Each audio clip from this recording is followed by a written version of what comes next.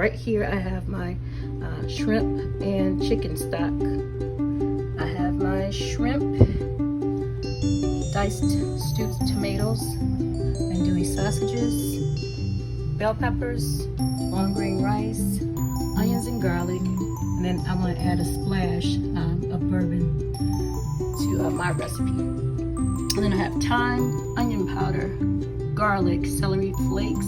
The recipe that I saw actually called for celery, but I didn't have any, so I'm going to use celery flakes, OB seasoning, and just a tad bit of cayenne pepper. Here I've added all of my vegetables and my seasonings. I'll let this cook down, cover it up, and let it cook down for about 10 minutes because I love to cook with alcohol. I added just a 1/4 cup of bourbon to this mixture here, and I'm interested in knowing how it's going to taste with it. But anyway, that's what food or cooking is about. It's about experimenting.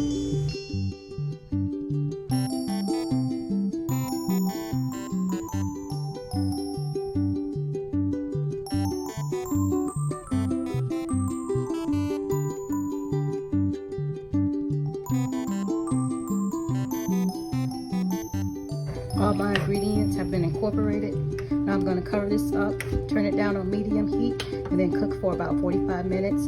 And the recipe says stir constantly because you don't want the rice to stick to the bottom. Alright, so it's been on for about 30 minutes. And it is just about done. I'll give it another, let's see, I'll give it probably another 10 minutes. We'll be all set for jambalaya today. And there you have it, Creole jambalaya. If this is your first time visiting Taste and See with D, be sure to like, subscribe, and comment.